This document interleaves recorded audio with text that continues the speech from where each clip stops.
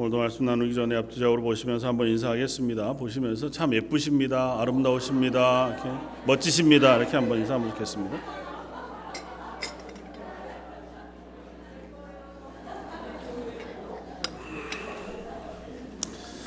예배 자리에 서신 여러분들 하나님 멋지시게 보시는 줄 믿습니다.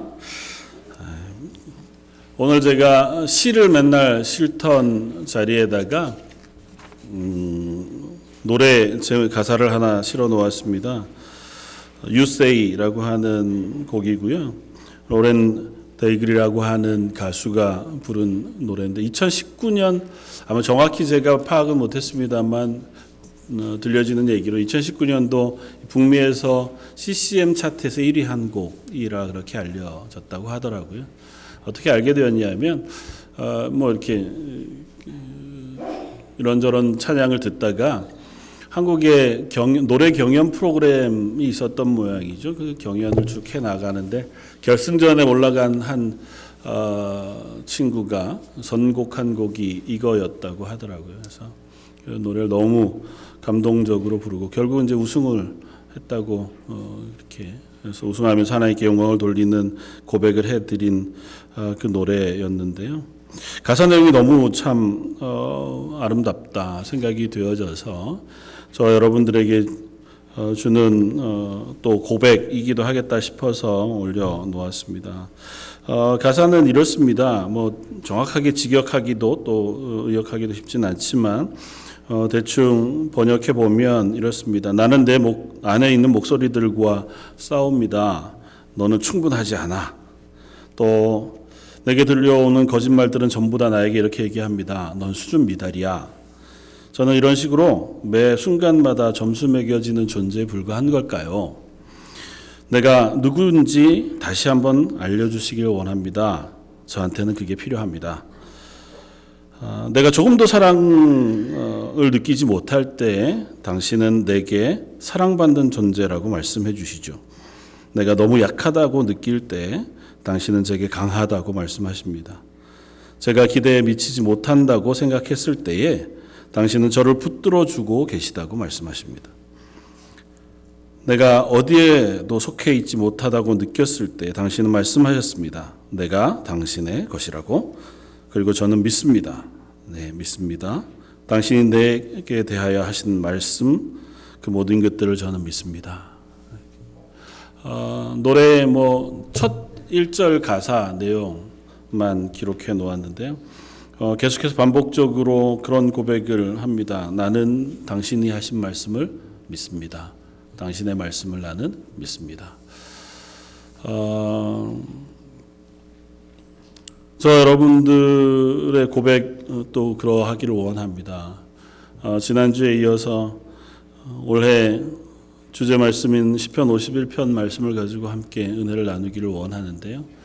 오늘은 그 중에서 특별히 하나님 기뻐하시는 예배에 대한 고백을 함께 나누어 보려고 합니다. 하나님이 기뻐하시는 예배 혹은 하나님 앞에 신령과 진정으로 드리는 참된 예배, 그 예배는 아마 하나님이 받으시는 예배일 것이고 또 그 예배 가운데 허락하시는 은혜들을 우리가 누리는 예배일 것입니다.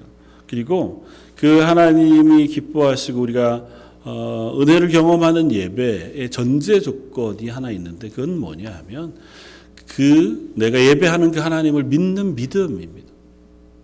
아까 그 노래 가운데 찬양 가운데 고백했던 것처럼 난 그 하나님의 말씀 믿습니다고 하는 믿음의 고백이 있을 때에 우리의 예배는 하나님 앞에 드려지는 예배가 될 수 있습니다.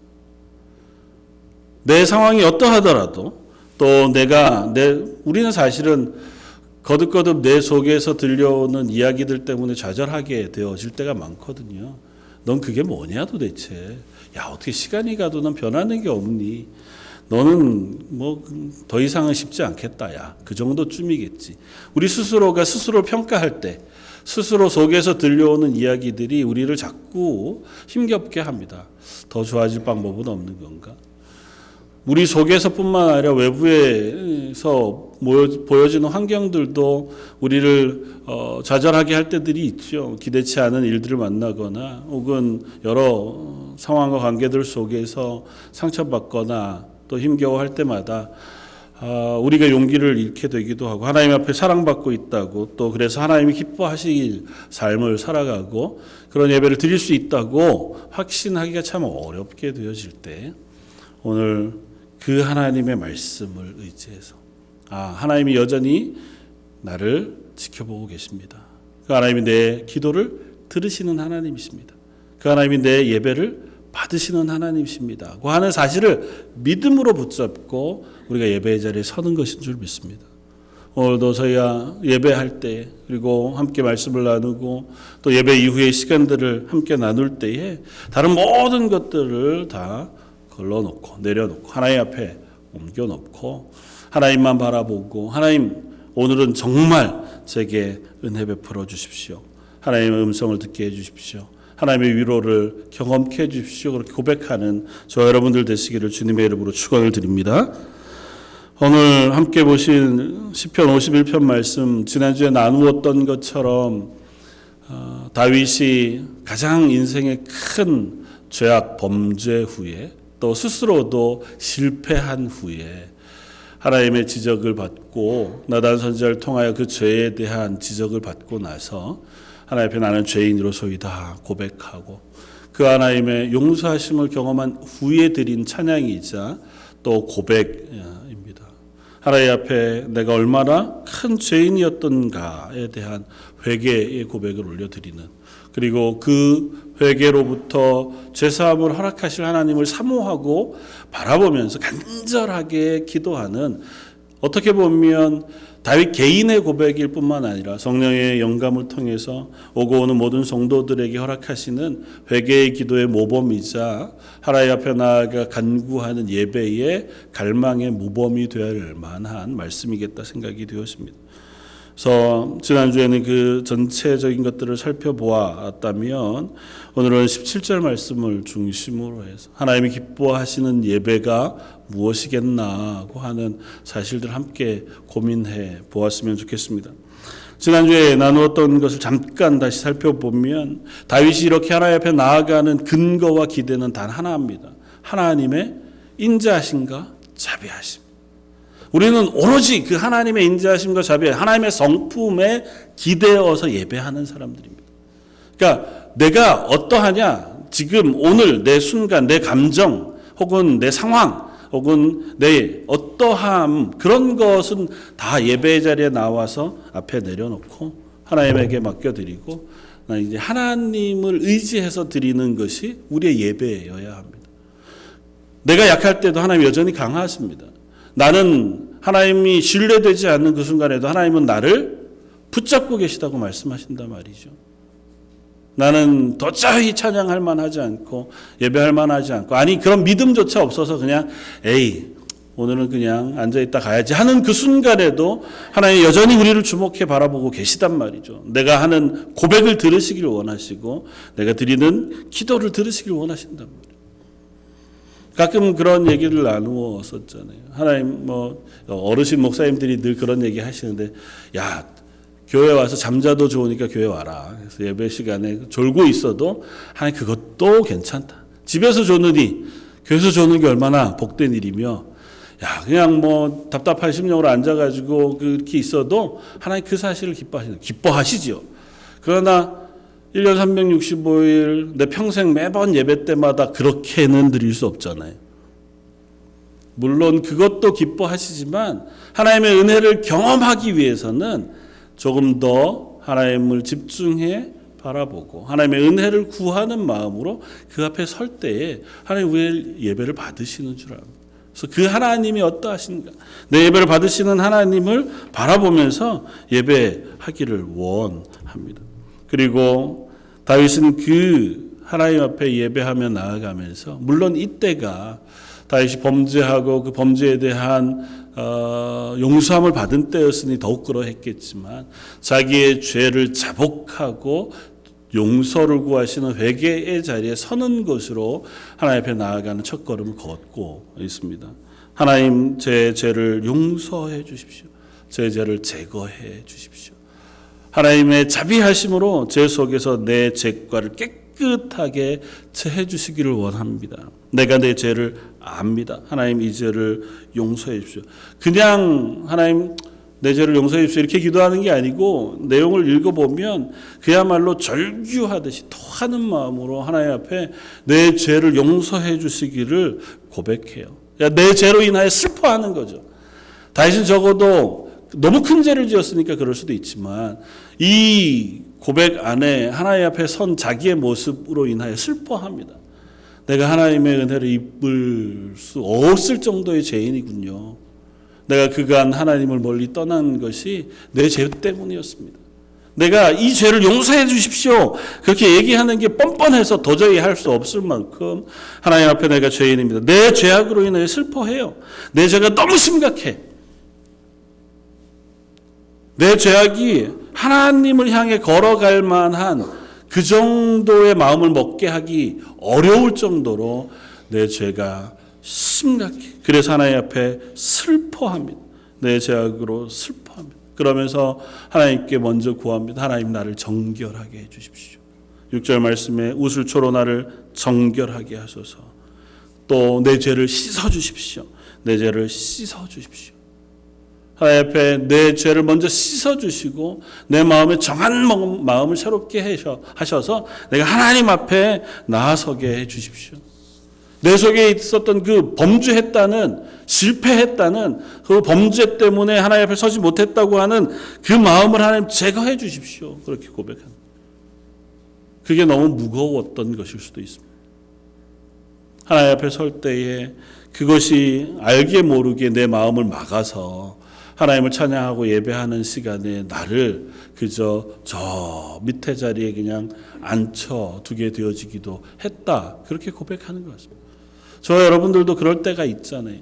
하나님 앞에 서지만 그리고 참 전심으로 예배하고 싶고 하나님의 은혜를 갈망하고 은혜를 누리기를 원하지만 마음 저 깊은 속에 내 마음에 딱딱하게 앉혀져 있는 뭐 그게 죄의 문제일 수도 있고 낙심의 문제일 수도 있고 또 다른 상황의 여러 가지일 수도 있는데 어떤 것이든 그것이 나를 붙잡고 있어서 자꾸 마음이 이렇게 하나님 앞에 열려지지 않고 토해지지 않는 것 같을 때가 있잖아요. 우리가 예배 자리에 설 때 먼저 하나님 제 마음을 열어주십시오. 제 마음에 상한 것을 하나님 용서해 주십시오. 간절한 마음으로 하나님 앞에 나아설 수 있는 저와 여러분들이 되기를 원합니다. 다윗이 왜 그렇게 하기를 원했겠습니까? 다윗은 하나님이 원하시는 것이 무엇인지 알았기 때문에 이미 다윗은 한번 하나님의 사람으로서의 삶을 살았어요. 그랬기 때문에 그 하나님과 동행하는 하나님이 내 예배를 들으시는 때의 기쁨과 감격을 알아요. 그러니까 잊어버린 지금 그것을 향한 갈망, 그것을 향한 기대가 그 속에서 다시 고백되어지고 있는 거예요. 그래서 6절 말씀에 보면 이렇게 고백합니다. 하나님은 중심의 진실함을 원하시는 줄 압니다. 하나님 앞에 나아설 때에 진실함을 가지고 나아서는 고백을 원하시는 줄 압니다.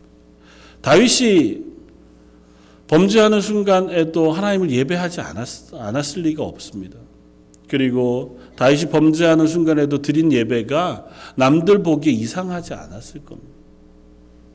뒤에 고백하는 것처럼 하나님이 제사를 기뻐하시지 않았을 것이다. 하나님 번제를 기뻐하시지 않았을 것이다. 그렇지 않으면 내가 번제를 드렸을 것이다. 그렇게 고백하는데 사실은 다윗이 왜 번제를 안 드렸겠어요? 속죄제, 속건제, 화목제, 필요한 제사들을 아마 시시때때로 드렸을걸요. 다윗 시절에 하나님 앞에 드린 제사의 기록들을 보면 그가 절기 때마다 얼마나 놀라운 제사들을 하나님 앞에 드리고 하나님 앞에 나아갔는지에 대해서 기록하고 있습니다. 그 동물이 없어서 혹은 재산이 부족해서 하나님 앞에 제사하지 못하거나 그러진 않았을 거라고요. 그럼 범죄했을 때에도 그는 하나님 앞에 제사했을 겁니다.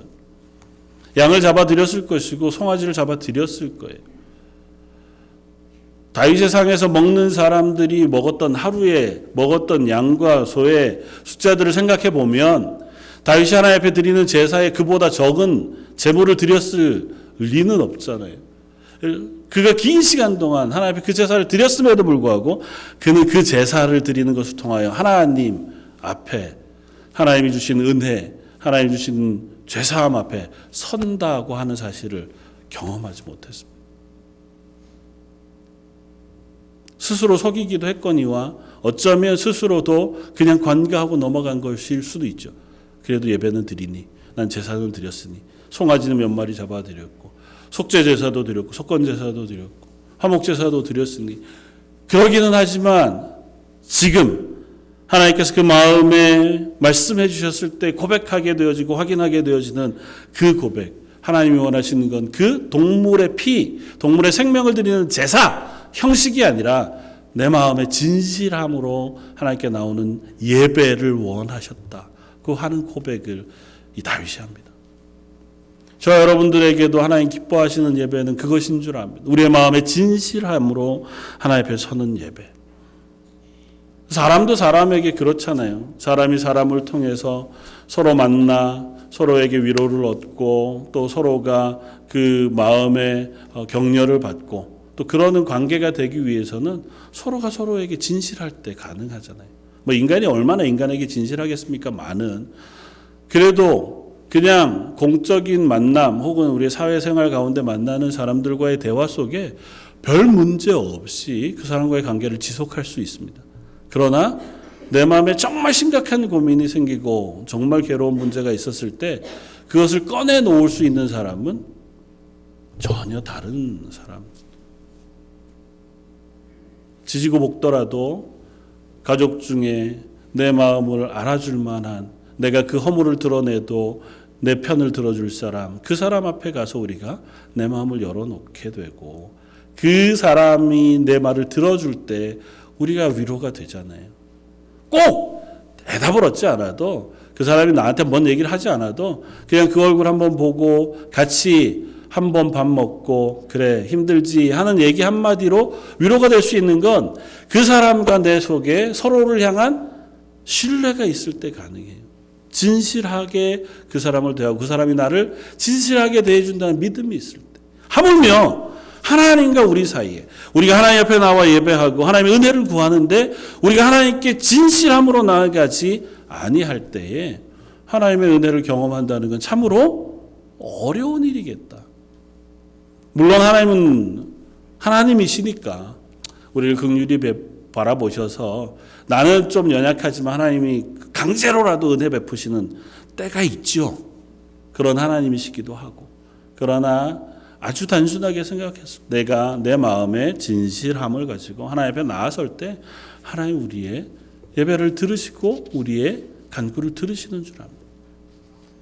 오늘 함께 더 깊이 나눠보고 싶은 것은 17절 말씀, 하나님을 구하시는 제사는 상한 심령이라.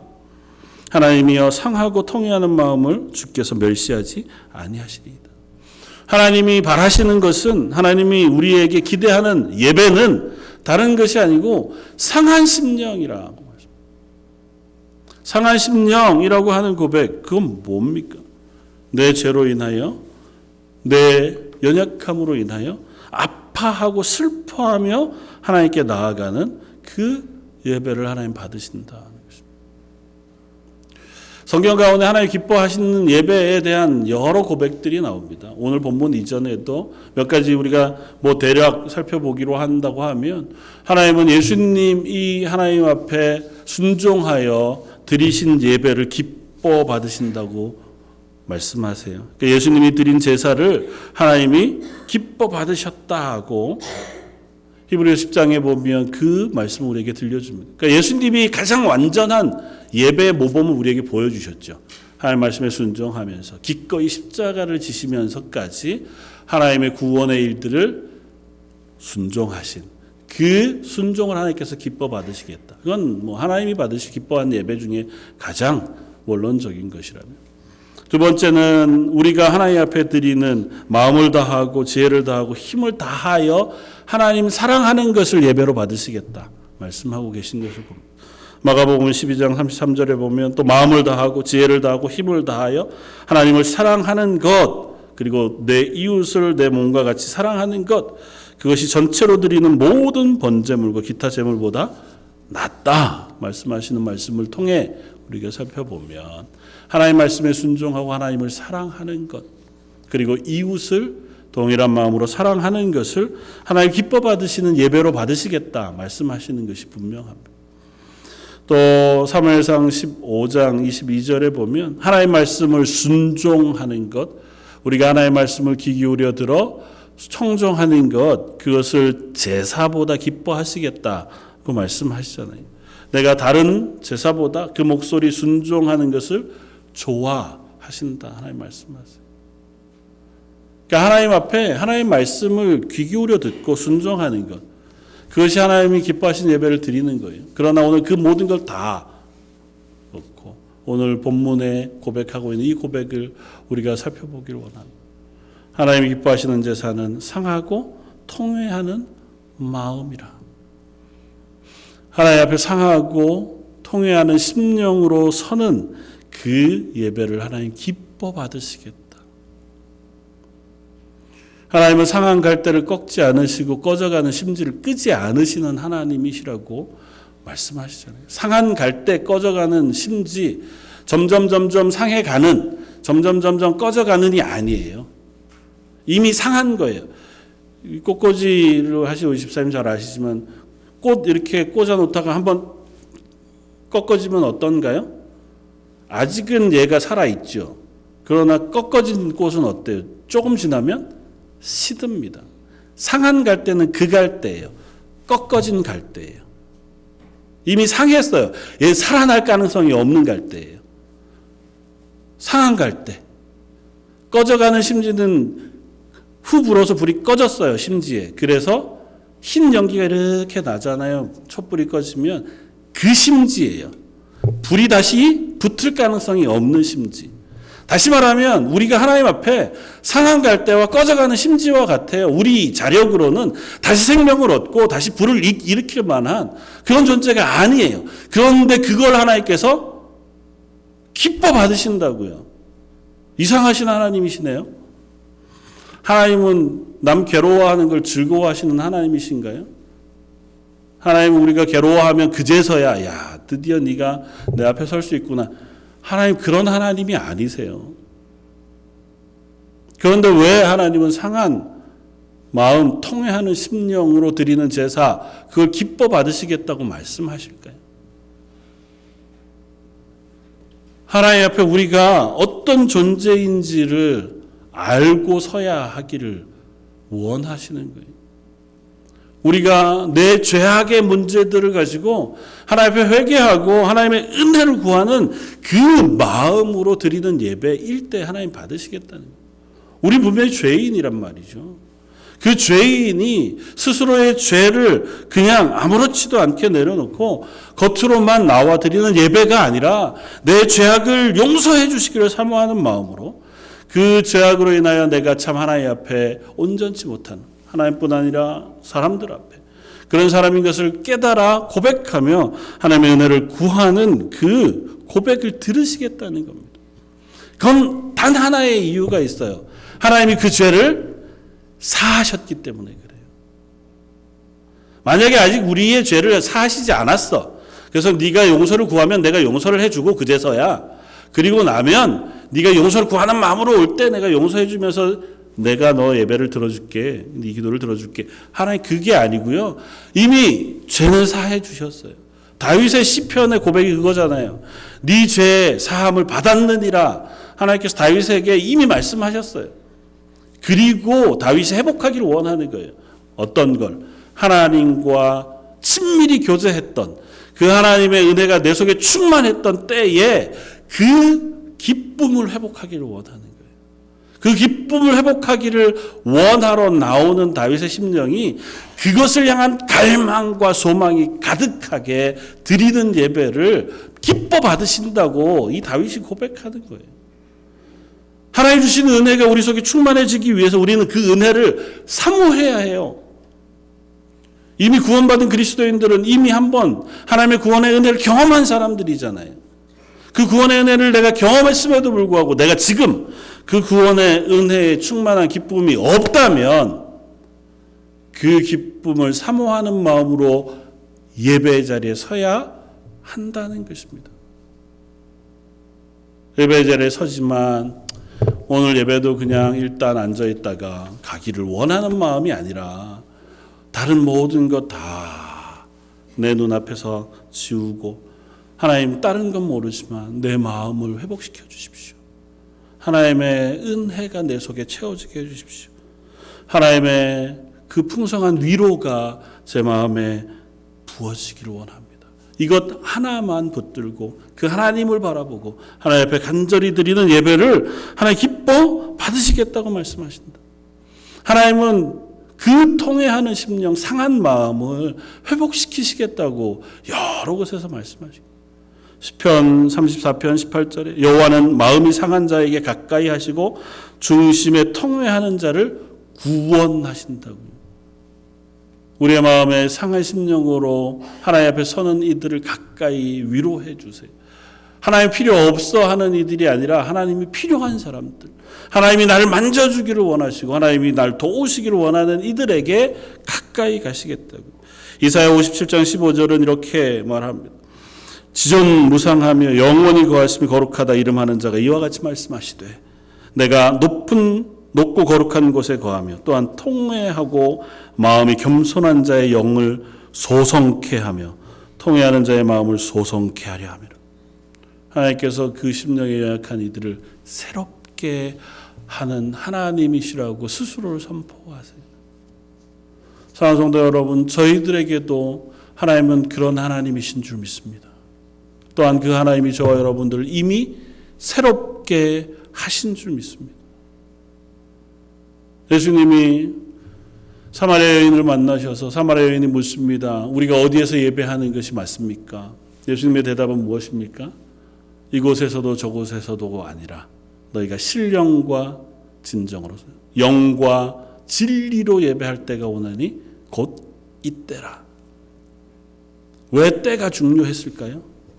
예수님이 오셔서 죄를 사해 주시고 우리 심령 속에 성령을 부으시는 때에 비로소 우리가 하나님이 기뻐하시는 예배를 드릴 수 있다는 사실을 선포하세요. 저와 여러분들의 심령 속에 하나님은 성령을 부어주시겠다고 말씀하셨고 구원받은 성도들의 심령 속에 성령을 부어 새롭게 하셨다고 말씀하세요. 다시 말하면 저와 여러분들은 하나님이 기뻐하실 예배를 드릴 준비가 된 사람들이에요. 그리고 하나님이 받으실 만한 예배를 드릴 수 있는 사람들이에요. 우리가 성령을 의지하여 하나님의 은혜가 필요합니다. 하나님이 주시는 죄사함의 기쁨이 저에게 필요합니다. 그렇게 하나님 앞에 나아갈 때 하나님 저와 여러분들의 예배를 받으시겠다고 말씀하신다고. 그것이 우리가 드릴 영적 예배자 하나님이 기뻐하실 예배다라고 성경이 말씀하고 있다고. 올 한 해 2020년 하나님 앞에 드려지는 예배가 하나님 기뻐하시는 예배를 드릴 수 있는 저와 여러분들이었으면 좋겠습니다. 세상 다른 것 다 우리가 신경을 끊고 또 그것들은 내려놓고 하나님 앞에 서기를 원합니다. 우리의 마음을 어지럽힐 많은 것들이 있습니다. 지난 일주일간의 생각들, 또 내 마음속에 있는 여러 갈등들, 혹은 관계 때문에 생기는 힘겨움들, 또 우리 문제들 내일 무엇 해야 하고 또 내 앞에 놓여진 것들을 어떻게 해결해야 할까 하는 걱정과 근심들 다 있지만 예배의 자리에 서는 순간, 예배의 자리에 앉는 순간 우리 앞에 내려놓고 하나님 이거 다 하나님 앞에 내려놓습니다. 이건 하나님이 해결해 주십시오. 하나님이 인도해 주실 줄 믿습니다. 저는 오늘 다른 것 아니고 오늘 하나님을 만나길 원합니다. 하나님의 은혜를 제 속에 부어주시는 것만 제가 바라보겠습니다. 제 입술을 열어서 하나님을 찬양하겠습니다. 제가 하나님 함께 기도하는 기도에 아멘 응답하면서 그 기도가 내 기도가 되기를 사모하는 마음으로 예배하겠습니다. 말씀을 들을 때에 저 목사가 아니라 말씀 가운데 허락하신 하나님의 말씀을 듣기를 원합니다. 사람이 아니라 하나님을 바라보고 하나님의 음성을 들을 수 있는 예배가 되게 해 주십시오. 하나님 앞에 저와 여러분들이 그렇게 간절히 기도하고 설 때에 하나님 저와 여러분들의 기도와 예배를 받으실 줄 믿습니다. 하나님 앞에 서는 이들을 외면치 않겠다고 하신 말씀, 하나님께서 여러분들에게 그 말씀의 응답으로 동행해 주실 줄 믿습니다. 2020년 저희 런던 제일장로교에서 드려지는 예배가 우리의 영혼을 소송케 하고 우리의 심령을 새롭게 하는 예배가 되어지길 바라고, 그 예배 때문에 저와 여러분들의 삶이, 저의 말이, 저의 행동이 바뀌어지는 한 해가 되어지길 원합니다. 다시 이 고백 마지막에 19절에 이렇게 하나님 앞에 고백해 올립니다. 그때에, 하나님이 나를 회복하신 때에, 하나님이 나를 예배하게 하신 그때에, 내 예배를 받으신 그때에 주께서 의로운 제사와 번제와 온전한 번제를 기뻐하시리니 그때에 그들이 수소를 주의 제단에 드리리이다. 하나님 앞에 그때에 비로소 하나님 받으실 만한 예배를, 하나님 기뻐하시는 예배를, 나도 그 하나님의 은혜 가운데 예배를 드리겠습니다. 그렇게 고백하는 고백을 하나님께 올려드리는 줄 믿습니다.